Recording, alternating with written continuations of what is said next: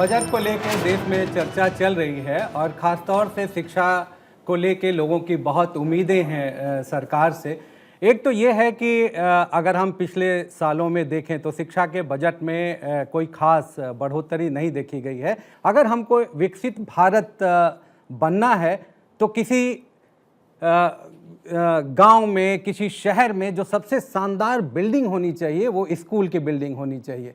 जो सबसे अच्छे ब्रांड का कपड़ा होना चाहिए वो हमारे स्टूडेंट्स का कपड़ा होना चाहिए। अभी हमारा जो मिड डे मील है वो भी इस स्तर का होना चाहिए कि खाने वालों का एक आकर्षण बना रहे। लेकिन अभी क्या है, अभी आज की भी स्थिति यही है कि हम मिनिमम लेवल पे उसको सस्टेन करने के बारे में ही सोचते रहते हैं। दूसरी बात यह है कि डिसेंट्रलाइजेशन की बहुत ज़्यादा ज़रूरत है अगर शिक्षा एजुकेशन सेक्टर को हम वाकई में रिवैम्प करना चाहते हैं, स्ट्रेंथन करना चाहते हैं।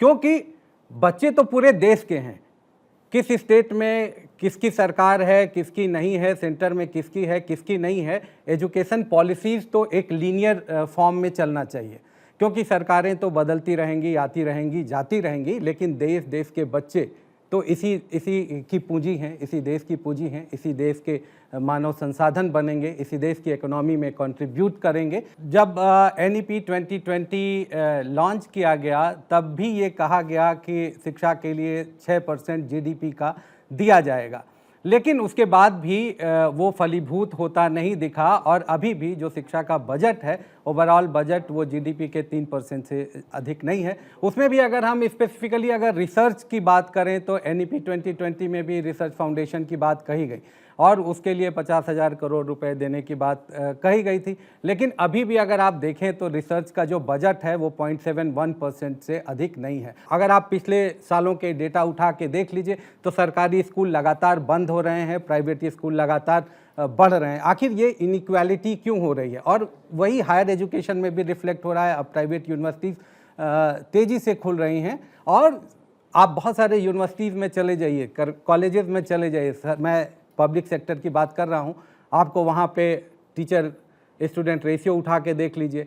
मैंने ऐसे कॉलेज इस देश में देखा है जहाँ 2000 छात्रों पे मात्र 4 परमानेंट टीचर हैं, 3 कॉन्ट्रैक्चुअल टीचर हैं। दूसरी बात है कि जो फंडिंग बेस्ड प्रोजेक्ट्स चलते हैं, तो अब वर्ल्ड बैंक या किसी की भी फंडिंग से एक प्रोजेक्ट शुरू होता है, वो चलता है, लेकिन फिर जैसे ही फंडिंग ख़त्म होती है वो प्रोजेक्ट रुक जाता है। ये सब बहुत सिग्निफिकेंट डायमेंशंस हैं एजुकेशन के, तो उसकी कॉन्टिन्यूटी कैसे होगी? अब दूसरी एक बड़ी समस्या इस देश में ये है कि हमारे पास बीटेक हैं, लेकिन इंजीनियर कितने हैं वाकई में? हमारे पास बीएड के इतने सारे संस्थान और इतने सारे बीएड ग्रेजुएट्स हैं, बट वाकई में टीचर्स कितने हम बना रहे हैं? और कैसे चल रहे हैं ये सब संस्थान? क्यों नहीं वाइस चांसलर जो हैं किसी भी यूनिवर्सिटी के, उनका 360 इवैल्यूएशन होना चाहिए, जिसमें वहाँ के स्टूडेंट भी अपना फीडबैक दें, वहाँ के टीचर्स भी अपना फीडबैक दें। जयराम जी की मैं प्रोफेसर खांडल भारत 24 का धन्यवाद देता हूँ कि आपने आज मुझे बुलाया और मुझे बहुत अच्छा लग रहा है अपने विचार व्यक्त करते हुए कि शिक्षा के लिए क्या होना चाहिए। मेरे विचार से बजट प्रतिवर्ष आता है और बजट में कुछ ना कुछ अलोकेशन होता है, कुछ परसेंटेज GDP का अलोकेट करते हैं शिक्षा के लिए। मेरा थोड़ा सा भिन्न मानना है। मेरा ये मानना है कि ये बजट, चूँकि पहला बजट है मोदी जी का 3.0 का, तो ये एक डायरेक्शन लेने वाला बजट होना चाहिए। तो जब मैं कहता हूँ कि एक दिशा दे ये शिक्षा को, तो उसके 3-4 पहलू हैं जिसकी ओर मैं सरकार का ध्यान इंगित करना चाहता हूँ। पहला ये कि राष्ट्रीय शिक्षा नीति मोदी जी लेके आए, ट्रांसफॉर्मेशनल है और बहुत श्रेष्ठ शिक्षा नीति है, लेकिन 4 वर्ष के बाद भी हम अभी भी स्ट्रगल कर रहे हैं उसको लागू करने में। हमारे इंजीनियरिंग कॉलेजेस बंद हो रहे हैं। In the last 10 years there are hundreds of engineering college institutes which have been closed down. अच्छा, ऑन द अदर साइड हम क्या करते हैं, हर बजट में नए IIT खोल देते हैं। तो मेरा सरकार से ये निवेदन है कि ये IIT खोलने का जो इनके जो कार्यक्रम होते हैं, इस पे थोड़ा सा लगाम लगाएं। जब एक IIT नया खुलता है तो होता क्या है कि वो जो एग्जिस्टिंग IIT है उसको उसका मेंटर बना देते हैं। एग्जिस्टिंग आईआईटी के पास अपने ही टीचर्स नहीं होते हैं पूरे, वो उसकी मेंटरिंग करने लगता है। इसके अतिरिक्त क्या होता है, जब आईआईटी नया खुलता है तो नए कोचिंग इंस्टीट्यूट्स स्प्रिंग अप हो जाते हैं।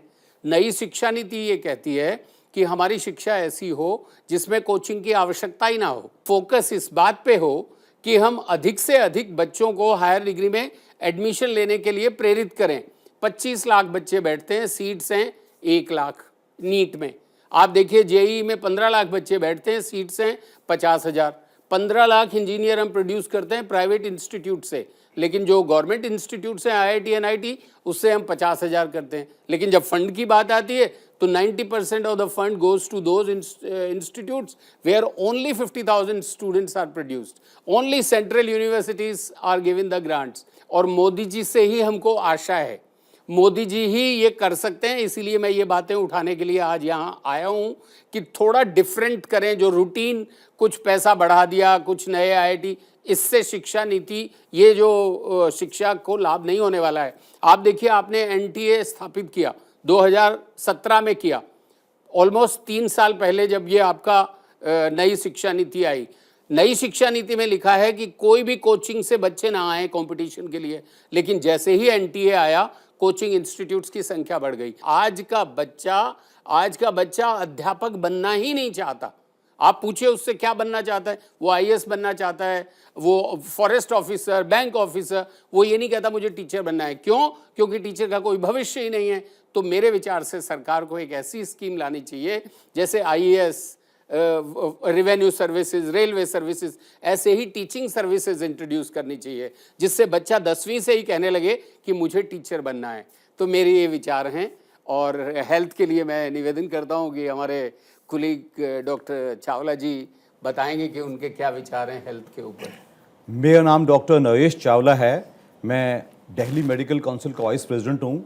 मुझे खुशी है कि भारत 24 ने ये छोटा डिबेट शुरू किया है, एक विचार गोष्ठी, क्योंकि हेल्थ और एजुकेशन पोस्ट इंडिपेंडेंस 2 ऐसे सेक्टर हैं। बजट पहले भी आते रहे हैं, सरकारें पहले भी बदलती रही हैं, वो ये विचार हम पहले भी बनाते रहे हैं, लेकिन मुझे बड़े अफसोस से कहना पड़ेगा, these 2 are the most neglected sectors. सोच के देखिए, विद लेस फंड्स, चाहे वो पब्लिक सेक्टर हो, चाहे वो प्राइवेट सेक्टर का प्रमोशन हो, वो कैसे आगे बढ़ सकता है। We have good medical colleges, we have the best of doctors in the world, but जब इन डॉक्टर्स को प्रॉपरली एम्प्लॉय नहीं किया जाएगा, जब इनको प्रॉपर आयुष्मान भारत, हम कहेंगे इससे बेहतर स्कीम पूरी दुनिया में नहीं हो सकती। इस सरकार का धन्यवाद, इसको आगे लाया गया, अच्छी तरह प्रमोट किया जा रहा है। लेकिन आयुष्मान भारत में एक छोटी सी कमी, एक जो डॉक्टर्स हैं, जो नर्सिंग होम्स हैं, जो हॉस्पिटल्स हैं, वो वेल पेड नहीं हैं। एक जो सर्जरी है, जो अच्छी सर्जरी एक फिक्स अमाउंट में हो सकती है, उसका अगर 1/3 रेट डॉक्टर को या हॉस्पिटल को या नर्सिंग को दिया जाएगा, वो करेगा तो जरूर, लेकिन कहीं ना कहीं क्वालिटी सफ़र होगी। हमने हजारों छोटे देश देखे हैं, सिंगापुर, हांगकांग, उनमें मेडिकल टूरिज्म इतना आगे बढ़ रहा है।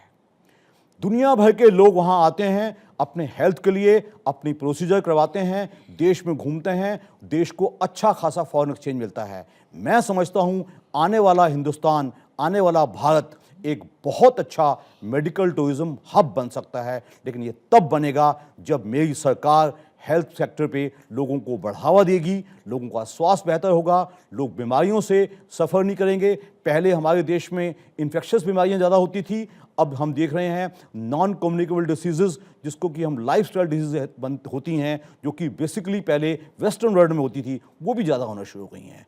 तीसरी चीज़ जो हमें बहुत हर्ट की है, that is health education, medical education. NEET का जो फियास्को हुआ है वो हमने अपनी आंखों से देखा है। उससे जो हमारे डॉक्टर्स हैं, मेडिकल पीपल हैं, वो बहुत हर्ट फील किए हैं।